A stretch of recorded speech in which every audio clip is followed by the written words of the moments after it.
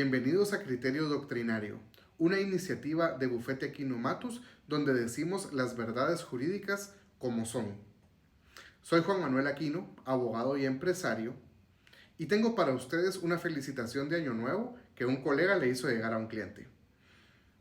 La felicitación dice así: en cumplimiento del principio de celeridad y previo a que el presente ciclo cronológico sea objeto de caducidad de la instancia, le notifico mis deseos para que el próximo año sea declarado con lugar en todas sus pretensiones, otorgándole el pleno dominio y usufructo de una prosperidad que resulte inembargable e imprescriptible ante cualquier crisis o eventualidad. Por lo que, sin que quepa recurso de reposición alguno, queda formalmente notificado por estrados que su felicidad para este periodo venidero ha adquirido autoridad de cosa juzgada. Obviamente esta felicitación es una broma, un chiste de lenguaje, pero refleja una triste y difícil realidad del tema jurídico en Guatemala. Y es que los abogados, aún en temas que no tienen nada que ver con justicia, hablamos como abogados. Hoy vamos a explicarles entonces por qué los abogados hablamos como abogados. En primer lugar, es importante tener en cuenta el tipo de formación que tenemos los abogados. Desde el primer día que entramos a la facultad, nos bombardean con una serie de términos e instituciones jurídicas que debemos utilizar para poder comunicarnos con nuestros docentes, las autoridades de la facultad y los compañeros de otros años. Se espera de nosotros desde el primer día, futuros abogados, que nos expresemos como tal, porque los abogados hemos desarrollado un lenguaje que tiene siglos de existir. En la tradición positivista, es decir, como nuestro sistema latino, heredado de los españoles, y estos a su vez heredado tanto del derecho canónico de la Iglesia medieval como del derecho romano, tenemos términos que tienen más de 2000 años de existir y de significar exactamente lo mismo, como uno de los que citamos en la felicitación, que es el famoso usufructo. Son dos términos latinos que a la fecha tienen vigencia en nuestro sistema. Por otro lado, la forma de pensar de los abogados es muy distinta a la forma de pensar de las carreras científicas. Las carreras científicas se auxilian, entre otros métodos, del método inductivo, el cual explica por medio de observaciones particulares las conclusiones generales, mientras que los abogados pensamos al revés.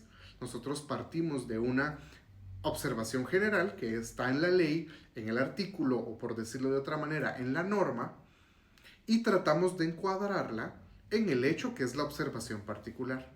Por lo tanto, nuestro análisis no es determinar si ciertos hechos nos llevan a una conclusión, sino si la conclusión es válida para el hecho determinado. Por ponerles un ejemplo, la ley, y hablando un poco de las fechas, prohíbe el disparo de las armas de fuego.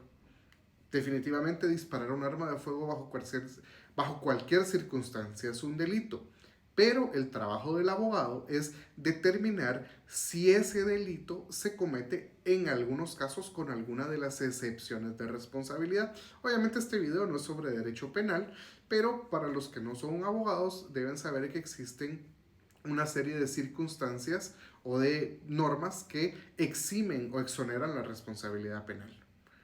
Un policía que dispara un arma en principio estaría probablemente cometiendo un delito, pero como está actuando en ejercicio de su autoridad o ejerciendo el legítimo ejercicio de un derecho como sería la defensa de una persona, el delito es impune y ni siquiera se investiga. Así funciona el pensamiento jurídico. Es muy diferente al pensamiento científico exacto, que habla que si uno pone a hervir una taza de agua, cuando llega a 100 grados a nivel del mar, va a evaporarse, y cada vez que se repitan las mismas circunstancias esperamos el mismo resultado. El pensamiento jurídico es inverso. Tenemos la norma que describe una circunstancia de hecho y nuestro trabajo es ya sea determinar que sí la norma está dentro del hecho o en todo caso que esa ley o ese artículo no aplica al hecho porque no se cumplen con todos sus elementos. Una forma de pensar muy distinta y que rige nuestro tren de pensamiento desde los primeros años de la carrera. La otra circunstancia que es muy importante tomar en cuenta, y perdón por el lenguaje técnico y legal, es inevitable para nosotros, es que la palabra tiene valor en nuestro contexto legal. Cuando uno analiza las leyes que regulan el derecho de obligaciones y el derecho de los contratos, se da cuenta que cada una de las palabras cuenta y que el lenguaje tiene que ser tan preciso para que con una sola afirmación, ya sea en un documento o en una declaración, queden cubiertos todos los escenarios posibles donde se cumple lo que se ofrece o las excepciones por las cuales no se va a cumplir lo que se ofrece. Específicamente cuando un abogado está hablando con un cliente, le tiene que dejar muy claro qué es lo que va a hacer y cuál es el resultado que espera. Pero obviamente, como sabemos que hay responsabilidad profesional y legal por lo que estamos diciendo, incluimos todos los posibles escenarios en donde el ofrecimiento puede ser que no se cumpla, porque no depende enteramente de nosotros. Cuando usted contrata a un abogado, no contrata a un juez o a un fiscal. Eso no se puede. Bien, entonces, partiendo de ese punto, los abogados hemos aprendido con los años, de experiencia principalmente, a que cuando estamos diciendo algo tenemos que cubrir todos los escenarios y eso ha llevado a que hablemos en cadena. Es decir, partimos de una idea principal y vamos dando todos los distintos escenarios donde eso va a ser posible o donde va a ser imposible, donde se va a cumplir o donde no se va a cumplir. Y eso hace que nuestra verborrea, por decirlo de cierta manera, aturda a las personas que no están en el ámbito legal. La situación se vuelve tan compleja que muchas veces dejar hablar a un abogado es una pésima idea, porque no se va a callar. Nuestra mente jurídica está pensando en todos los posibles escenarios o resultados que puede tener una afirmación. Imagínense a un jugador de ajedrez que está viendo todas las posibles jugadas o movidas que puede hacer su adversario y puede hacer él. Ahora tradúzcalo a una persona que está haciendo eso mientras habla sobre temas importantes, temas que le apasionan y temas sobre los cuales pretende encontrar una solución. Por eso es que los abogados no podemos con tanta facilidad ser concretos. Algunos sí, hay que reconocerlo. Hay muchas personas que sí son concretas. Pero en términos generales, un abogado, mientras más apasionado está por el tema, va a ser más complejo el poderse expresar con claridad porque va a hablar de todo lo que quiere hablar en un solo momento. Sumémosle a que los abogados litigantes pues solo tenemos una oportunidad para decir las cosas cuando estamos en un juicio, ya sea escrito o en forma verbal. Solo tenemos una oportunidad para decir lo que tenemos que decir. Por lo tanto, a veces nuestros escritos son larguísimos y de difícil lectura, o nuestras intervenciones son un laberinto argumentativo que dejan con los ojos crispados a un juez o incluso al propio cliente. Y eso no está del todo bien. Sí es cierto que tenemos una sola oportunidad para expresarnos.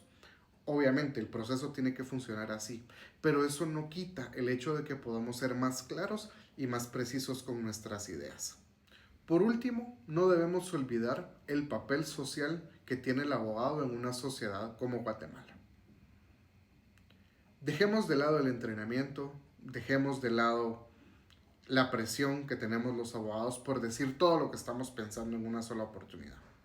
Hablemos específicamente del papel de puente que tenemos entre la autoridad del Estado y los ciudadanos. La primera profesión universitaria que se menciona en la Constitución es la abogacía, específicamente cuando se habla del abogado defensor. Esto es un ejemplo y una ilustración de lo importante que es el papel del abogado para el ciudadano guatemalteco. No podemos hablar de una sociedad democrática si no hay libertad en el ejercicio de la profesión legal. No podemos hablar de esta verdadera democracia si los abogados no nos damos a entender con nuestros clientes. Si al cliente le presentamos un laberinto argumental o un jerigonza indescifrable que por desconocimiento no tiene otra opción más que aceptar. Y ahí es donde invito a reflexionar a los colegas. ¿Realmente estamos haciendo nuestro trabajo al traducir el lenguaje jurídico a nuestros clientes? podemos hacer un poco más por asegurarnos que nuestros clientes o las autoridades con las que estamos interactuando como profesionales entiendan lo que estamos diciendo? Creo que los abogados podemos hacer mucho más para ir rompiendo esa brecha. Está bien que haya un par de razones poderosas que explican por qué los abogados hablamos como abogados, pero no es una excusa para no darnos a entender. Así como a nosotros, los abogados, nos gusta que cuando vamos al doctor, el doctor nos explique en qué consisten nuestros padecimientos y cuál va a ser el procedimiento para sanarlos, nosotros como abogados estamos recibiendo los dolores jurídicos de los clientes y es derecho de ellos escuchar en forma clara, comprensible y sintética qué es lo que vamos a hacer para resolverlos. Porque los abogados tenemos en nuestras manos los derechos de las personas. Ellos los colocan en nuestro poder para que nosotros le demos una solución al problema legal que nos están planteando. Y yo los exhorto a mis colegas, a este gremio tan precioso que es el gremio de abogados, a que hagamos un esfuerzo un poco más intencional por darnos a entender, por romper ese paradigma y que la gente deje de preguntarse por qué los abogados hablan como abogados y empiecen a preguntarse, licenciado, ¿qué significa lo que usted me está diciendo? Como puente social, nuestro papel es importantísimo para que Guatemala tenga una verdadera democracia. Y como funcionarios de la justicia que somos al final de cuentas, tanto como abogados de los tribunales, como notarios que somos depositarios de la fe pública que nos otorga el Estado, es nuestro deber servirles con claridad. Así que, ¿por qué hablamos como abogados? Porque nos enseñan a hablar como abogados. Pero podemos hacer más por hablar como seres humanos. Muchas gracias por haber estado en este programa nuevamente, Criterio Doctrinario. Les recuerdo una iniciativa de Bufete Equinomatus para que hablemos de las verdades jurídicas como son y los invito a que se suscriban, a que le den like y activen la campanita para que podamos estar en sintonía en el próximo episodio. Y obviamente lo que quiso decir el colega al inicio de este programa es muy feliz año nuevo.